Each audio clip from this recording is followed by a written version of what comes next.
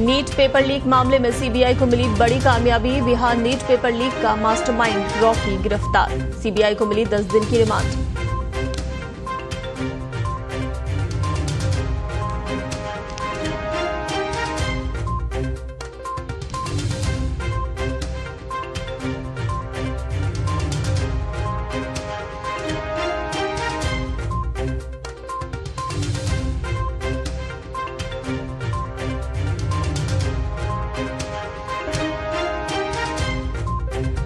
पूर्व अग्निवीरों पर सीआईएसएफ का बड़ा ऐलान। जल्द मिलेगा 10% आरक्षण, फिजिकल टेस्ट में भी छूट।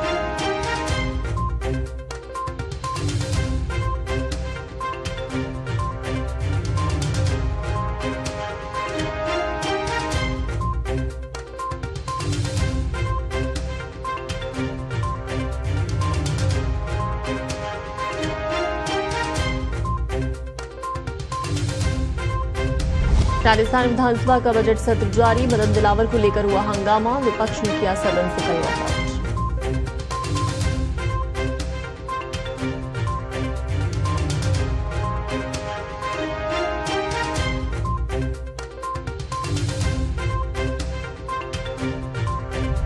असम में बाढ़ से बदतर हालात। बस्तियां जलमग्न, लोग सड़कों पर रहने को मजबूर। उत्तराखंड में शारदा नदी का फिर बढ़ा जलस्तर। प्रशासन ने किया अलर्ट।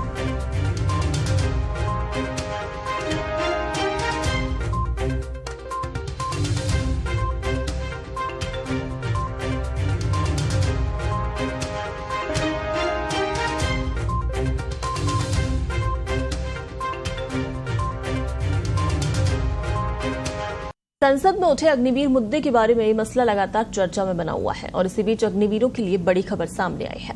केंद्र सरकार ने पूर्व अग्निवीरों के लिए 10% पद अर्धसैनिक बलों के लिए आरक्षित किए जाएंगे और सीआईएसएफ ने इसके लिए तैयारी शुरू कर दी है और इस फैसले के आधार पर सीआईएसएफ जल्द ही भर्तियों के लिए नए नियम लागू करेगी। वहीं इस मामले को लेकर बीएसएफ के डीजी नितिन अग्रवाल ने कहा कि हम सैनिक तैयार कर रहे हैं, इससे बेहतर कुछ नहीं हो सकता। इससे सभी बलों को फायदा होगा। पूर्व अग्निवीरों को भर्ती में 10% आरक्षण मिलेगा। सीआईएसएफ की महानिदेशक नीना सिंह ने कहा कि केंद्रीय गृह मंत्रालय ने केंद्रीय सशस्त्र पुलिस बलों में पूर्व अग्निवीरों की भर्ती का बड़ा कदम उठाया है। इसे लेकर सीआईएसएफ ने भी सारे इंतजाम कर लिए हैं। कांस्टेबलों की 10% रिक्तियां पूर्व अग्निवीरों के लिए आरक्षित रहेंगी। साथ ही उन्हें शारीरिक दक्षता परीक्षा में छूट दी जाएगी। हाल ही में खत्म हुए संसद सत्र के दौरान विपक्ष ने अग्निवीर योजना को लेकर सवाल उठाए। सरकार को घेरने के बाद अग्निवीर योजना पर उठे विवाद के बीच रक्षा मंत्री राजनाथ सिंह ने लोकसभा में विपक्ष के नेता राहुल गांधी के दावों का खंडन करते हुए कहा था कि 158 संगठनों से सुझाव लेने के बाद इसे लागू किया गया था।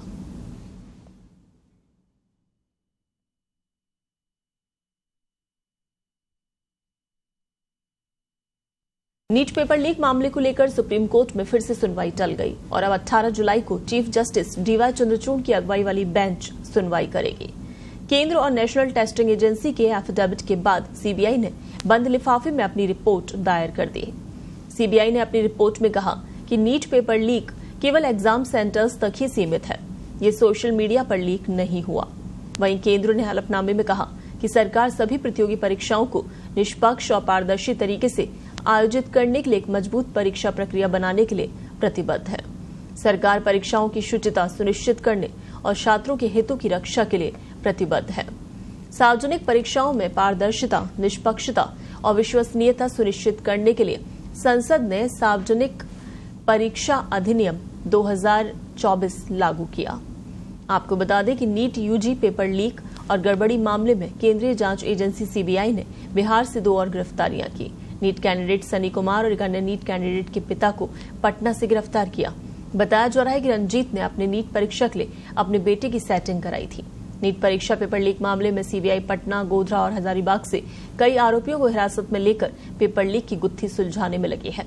सीबीआई सनी कुमार और नीट कैंडिडेट के पिता से पूछताछ कर रही है, तो वहीं दूसरी तरफ पटना के संजीव मुखिया को पेपर लीक गिरोह का मास्टरमाइंड बताया जा रहा है। हाल ही में सीबीआई को झारखंड के धनबाद से गिरफ्तार किए गए अमन सिंह की रिमांड मिली है। देखिए आज लंच के बाद में जो बेंच थी वो अवेलेबल नहीं थी, तो कोर्ट ने इसको कल के लिए प्रपोज करा। फाइनली सॉलिसिटर जनरल मंडे और ट्यूसडे अवेलेबल नहीं थे, तो मैटर वेडनेसडे को वेकेशन होने की वजह से अब थर्सडे को सुना जाएगा। तो जो सेंटर का स्टैंड है कि कोई मैल प्रैक्टिस नहीं हुई है, उसमें क्या कहेंगे? अब ये तो सेंटर शुरू से ही डिफरेंट व्यू ले रहा है। कभी वो मान रहे हैं कि लिमिटेड लीक हुआ है, लेकिन आज उनका जो एफिडेविट फाइल हुआ है उस एफिडेविट में उन्होंने इवन पटना के लीक को भी डिनाई कर दिया है। तो पटना में भी उनके हिसाब से पटना, सवाई माधोपुर कहीं भी कोई किसी किस्म का कोई लीक नहीं। को आज लंच के बाद नहीं बैठना था, उसके बाद उनने पहले कल की तारीख दी और उसके बाद ये 18 तारीख दे दी गई। तो मुझे लगता है कि इसमें एक पॉजिटिव भी है कि एनटीए और सरकार ने जो हलफनामा दिया है वो अब हमारे वकील उसको स्टडी करेंगे, क्योंकि एनटीए ने अपने हलफनामे में पूरे झूठ भर भर के लिखे हैं। एनटीए बार बार अपने स्टैंड को चेंज कर रही है। एनटीए कभी कहता है लीक हुआ था, आज उसने मानने से मना कर दिया लीक हुआ था। इसका मतलब वो ना तो ईओयू को मान रहा है ना सीबीआई को मान रहा है। मेरे हिसाब से लीक बहुत व्यापक लेवल पे है। मैं आपको 7 स्टेट गिना देता हूं: गुजरात, गोधरा, दिल्ली, पटना, हजारीबाग, राजस्थान सवाई माधोपुर, महाराष्ट्र और यूपी इलाहाबाद।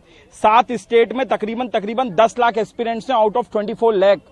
बहुत वाइड स्प्रेड हुआ है और मेरा सीजीआई से यही मुझको उम्मीद है। मैं डॉक्टर भूपेंद्र चौरसिया इन बच्चों के साथ जंतर मंतर से हम इनसे लड़ाई लड़ रहे हैं। हमें यही उम्मीद है कि गुरुवार को अगले एक ऐतिहासिक फैसला आएगा और 24 लाख बच्चों को रीनीट का जो है वो अवसर मिलेगा और सीजीआई 24 लाख परिवारों के साथ जस्टिस करेंगे। असम के नगांव में भारी बारिश और बाढ़ की हालात से लोग पिछले 10 दिनों से परेशान हैं। लोगों के घर पानी में डूबे हैं। इंसान और मवेशी सब पानी के बीच रहकर जीवन जी रहे हैं। बाढ़ के चलते लोग अपने आशियाने को छोड़ अस्थायी घरों में रहने को मजबूर हैं। उन्हें इस बात का अंदाजा भी नहीं है कि ये अस्थायी घर कब तक रहेगा। आज 10 दिन हुआ। 10 दिन हुआ। हाँ, तो पानी आपके घर में भी घुस गया? हाँ घुसा है, देखते हैं आप तो देखते हैं पानी घर में घुस गया। हाँ, मतलब कि आपके घर में सब कुछ डैमेज हो गया? हाँ सब डैमेज हो गया। क्या क्या डैमेज हो गया? सब चीज कपड़ा लता तकिया, हाँ सब डैमेज। कपड़ा कागज भी नहीं उलाया, उलाया इसको बूढ़ा का डेन बैन सब गलाई है।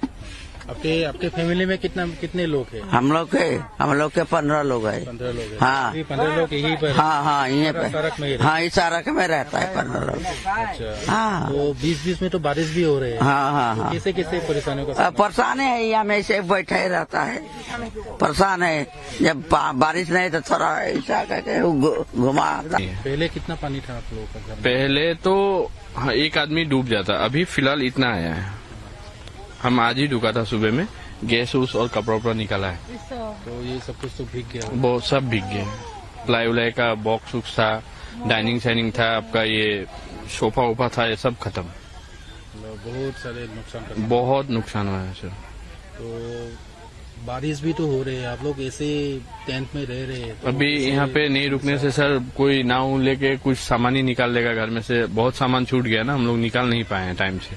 और एक घर में बहुत सामान रहता है ना सर, इसीलिए हम लोग यहाँ पे टेंट देके हैं जो अपना सामान सुरक्षित देख सकते हैं।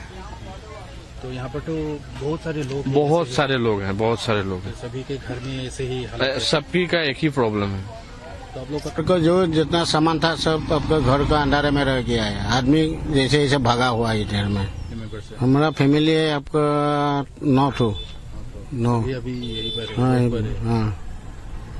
तो आप लोग को तो बहुत सारे समस्याओं का सामना है? बहुत सारे। अभी भी घर में पानी है? पानी है तो पूरा पानी हुआ है अभी भी। उत्तराखंड के ऊपरी पहाड़ी इलाकों में बारिश के कारण शारदा नदी का जलस्तर बढ़ गया। आपको बता दें कि पिछले कई दिनों से उत्तराखंड के अधिकतर इलाकों में झमाझम बारिश हो रही है, जिससे शारदा नदी का जलस्तर और भी ज्यादा बढ़ गया है। नदी में बढ़ते जलस्तर को देखते हुए प्रशासन ने लोगों को अलर्ट किया है।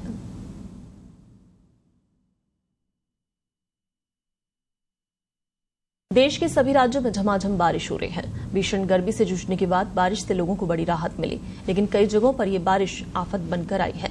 कुछ राज्यों में भारी बारिश और इससे संबंधित घटनाओं में दर्जनों लोगों की मौत हो चुकी है। इसी बीच भारतीय मौसम विज्ञान विभाग ने भारी बारिश को लेकर चेतावनी जारी की है। आईएमडी के अनुसार कहीं रेड तो कहीं ऑरेंज अलर्ट जारी किया गया है।